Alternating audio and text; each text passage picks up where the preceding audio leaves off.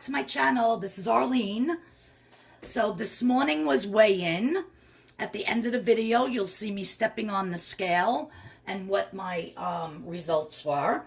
But I wanted to share with you this recipe for my cauliflower crust. Yesterday I made one, and instead of making a pizza with it, I did melted American cheese on it, some boar's head turkey breast, red onion, jalapeno. It was delicious. It was really, really good. Today I'm going to be making, for my dinner, I'm going to make the crust now, show you how to do the crust, and then whatever you want to put on it, to put it in the oven to make your pizza. You can make a breakfast one with scrambled eggs and sausage and cheese. You can make a regular pizza. I'm actually for dinner going to be making a Mexican one. So I'm going to be putting refried beans, the fat-free cheddar cheese, some jalapenos. I'm going to use salsa as the sauce.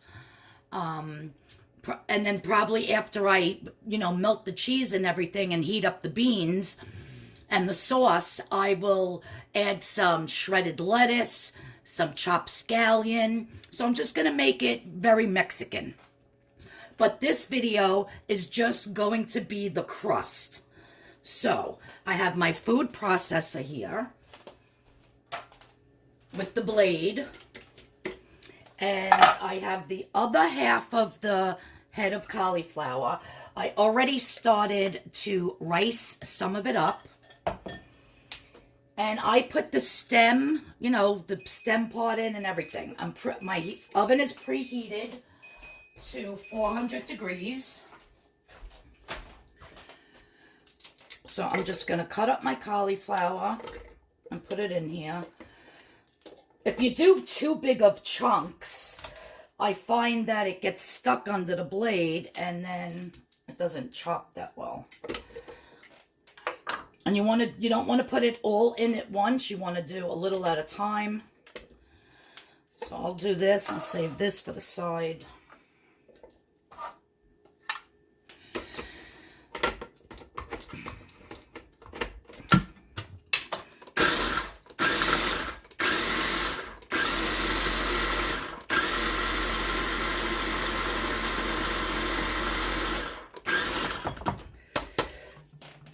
See, there's always that one piece. There we go. Okay, so that's all chopped. Now I'm going to take it out. Put it in my bowl over here. And you just want to do this until all of your cauliflower. Now you could do a whole head at one time and make several pizza crusts and then store them in a big giant Ziploc bag with parchment paper in between them. So instead of going through all this, several times a week, if you want to have these, you could just make them all at once and store them and then take them out and reheat them as you want to use them.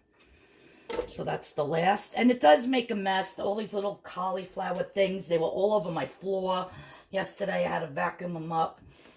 So I mean, it's easy to do. It's just a little messy. So I'm just giving you a forewarning. It's very simple. You're just basically chopping up your cauliflower into little rice. I like mine very fine. If you don't have a food processor and you don't want to deal with all this mess, you can buy they already have it riced up in the bag, raw, either in the produce section, or they have it in the bag in the frozen food section. So, and with this, you want to rinse this out totally and get all these out, because once these dry and stick onto here, trust me, they are a pain in the butt to scrub out. So I'm going to go ahead and wash these 3 pots, and I'll show you the next step to this, which is an important step, is you want to add some salt.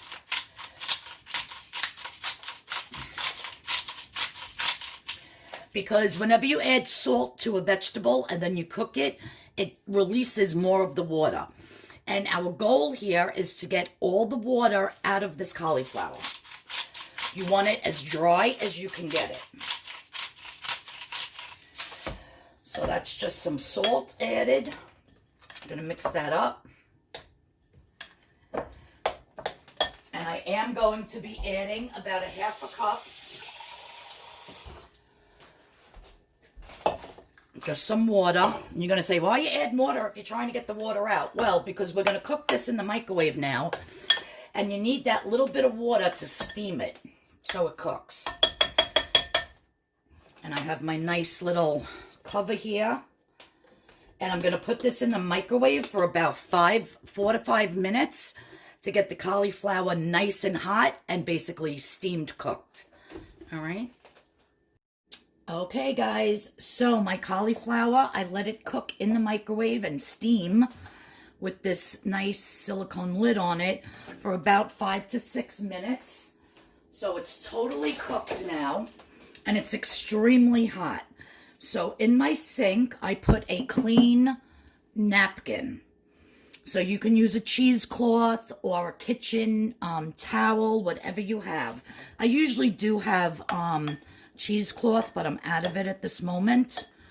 So what I'm going to do is I'm just going to plop all my cauliflower here into the middle of this this napkin. Again, a clean napkin. It's sitting in my clean kitchen sink that I just cleaned out.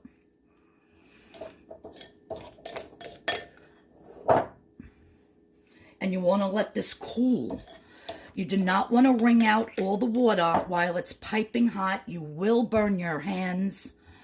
So be very careful about that. So I'm just going to put this all in here. Spread it around a little bit so that it cools a little quicker. I'll probably let it cool for about 15-20 minutes. And then start wringing out all the water. And I'll show you how much, literally how much water comes out. It is crazy, the amount of water that comes out when you start squeezing it. And this gets you a really good workout for your arms because you squeeze it as much as you can to get every drop of water out.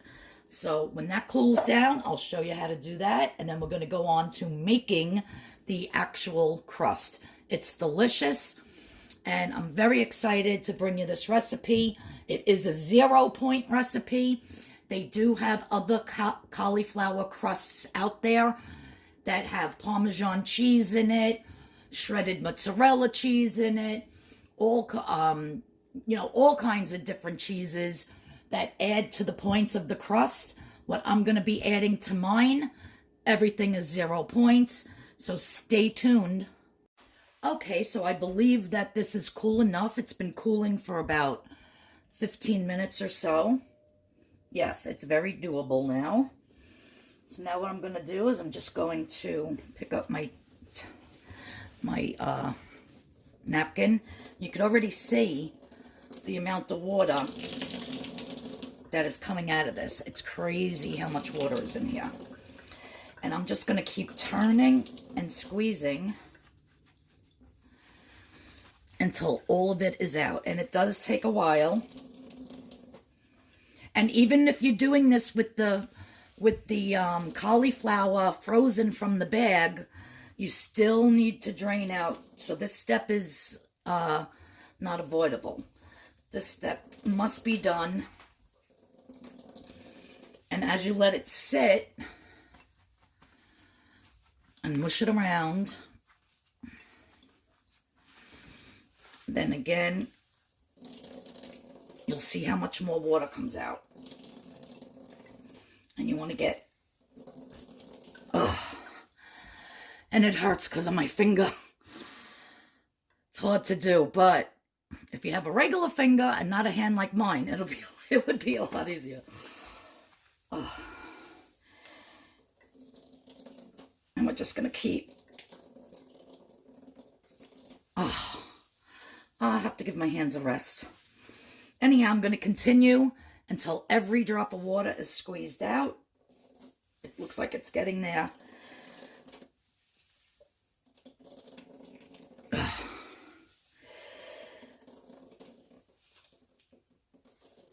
Okay. I'll just do it one or two more times. I'm going to transfer this to the bowl and show you the next step. Okay, so that's about as good as it's going to get.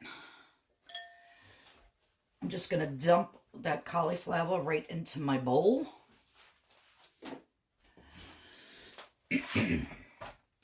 Chop it up. And you can see how very dry it is.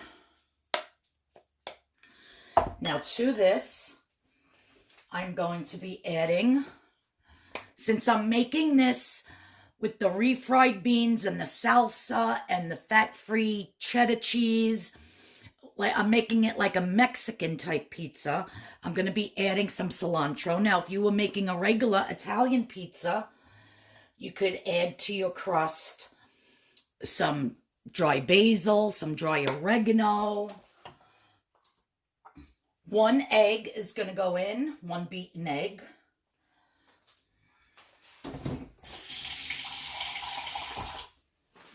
Then I have my Chobani non-fat Greek yogurt, which is 0 points. So this, like I said, I've made this before where it uses cheese. I did not want to use cheese because I wanted this to be 0 points. So I said to myself, why not try to add some yogurt and see how it comes out? Well, guess what? I added the yogurt and it came out wonderful. So I'm just going to put 2 tablespoons. And this was about, I would say, 2 cups of the riced cauliflower after all the water was squeezed out. I'm also going to be adding some Sazon just to make my crust a little bit more flavorful with that cilantro. I'm going to be adding some black pepper. Now you can season your crust however you want.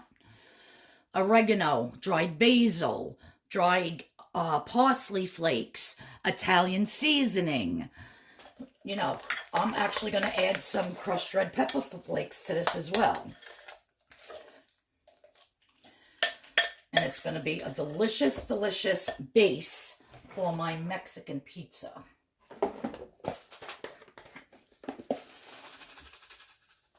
I could add chopped jalapenos to this if I wanted to. It would cook right into the crust. But the jalapenos that I purchased, you can eat them like a regular green pepper. They're not even hot at all, so I don't see the point. I'd rather chop them up and eat them on top of the pizza. So now that all of this is mixed well, I have my baking dish here with a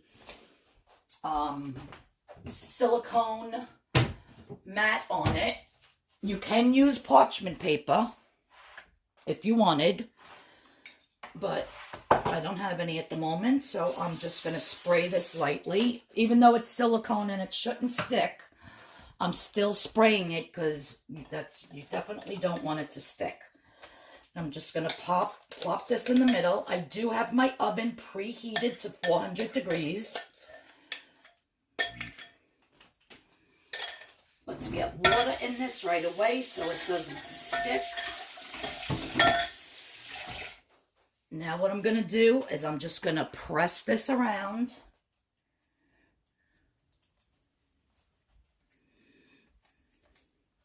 Like so. And you want to get it to about a 1/4 inch.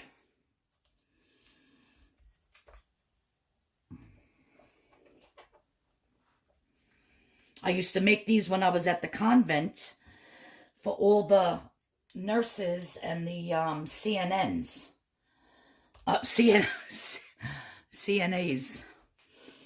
And we used to make sandwiches out of them because those I made, I actually put the cheese in it because I wasn't on Weight Watchers at the time.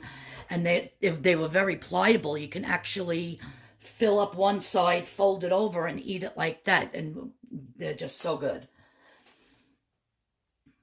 So again, you want to pat it down. You want to make sure that it's even all the way around and that it's not too thin in spots. Oh, I hear my cat crying outside. He wants to come in. So I'm going to plop this in my 400-degree oven. I'm going to set the timer for 25 minutes. Then I'm going to flip it over and cook it for another 20 minutes. So that's why you need something non-stick, because you have to flip it. If you put it right on this pan, you're not getting it off. Trust me. Been there, done that mistake. So this is going to go in the oven. I'm going to set it again, 25 minutes, take it out, show you how I flip it, and then we'll go to the next step. Okay, so the timer went off. It's been 25 minutes. I'm going to grab this out of the oven. What the heck happened to my pan? It looks like it got wobbly. Now, if you don't think you can flip it just with a spatula, then by all means put another piece of the thing over it and try to flip it that way. But I think I could do it just with this. Let me see.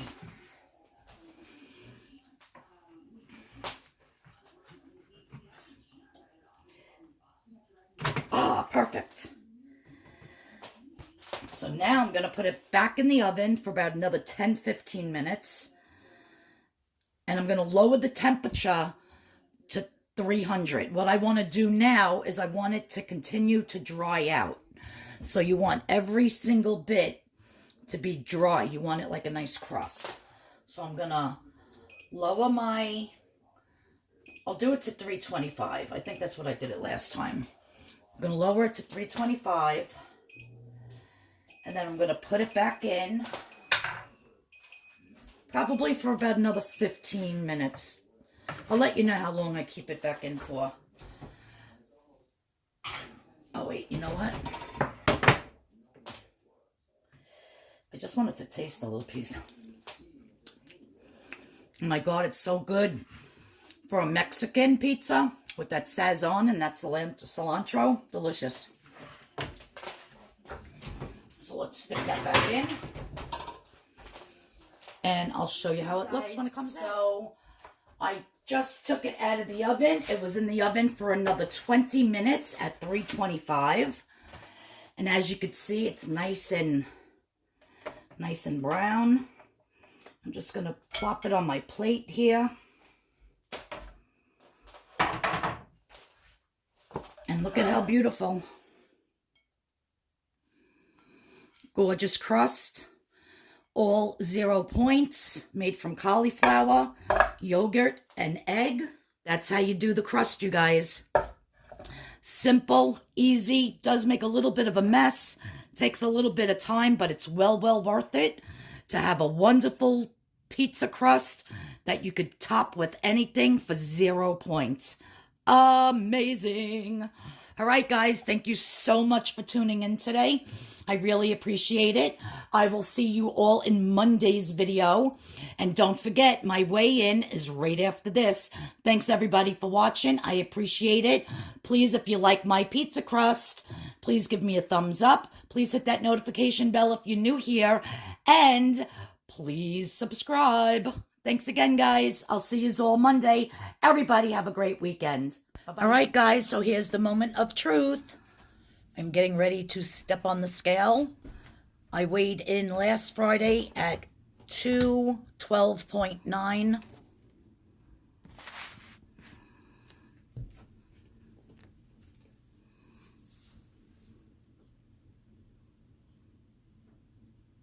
And I am 211.9. So 1 pound gone. That's it. At least I didn't gain. A pound is a pound, day by day. Thanks, everyone. Bye-bye.